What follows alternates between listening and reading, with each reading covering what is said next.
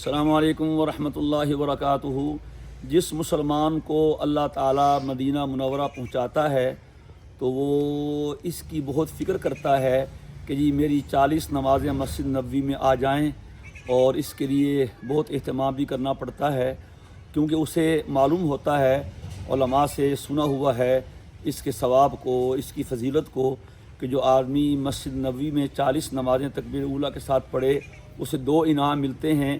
پہلا انعام یہ کہ وہ نفاق سے بری ہو جائے گا، منافق نہیں ہوگا، جب بھی دنیا سے جائے گا تو اس کی موت ایمان پہ آئے گی، سبحان اللہ۔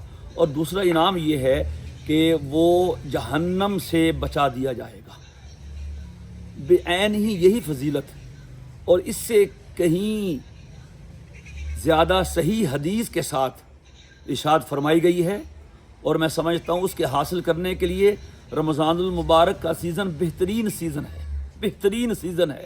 اور وہ فضیلت یہ ہے کہ جو آدمی اپنی مسجد میں، محلے کی، گاؤں کی، دیہات کی، شہر کی چھوٹی بڑی مسجد میں 40 دن تک تکبیر اولیٰ کے ساتھ نماز پڑھ لے تو اللہ تعالیٰ اس کو بھی یہ فضیلت عطا فرماتا ہے کہ اس کو جہنم سے آزادی کا پروانہ ملتا ہے، اور اس کو نفاق سے بری ہونے کا پروانہ ملتا ہے۔ تو آئیے عزم کریں، رمضان المبارک کے 30 دن اور شعبان اور شوال کے 10 دن ملا کے ہم 40 دن تک تکبیر اولیٰ کے ساتھ نماز پڑھیں گے۔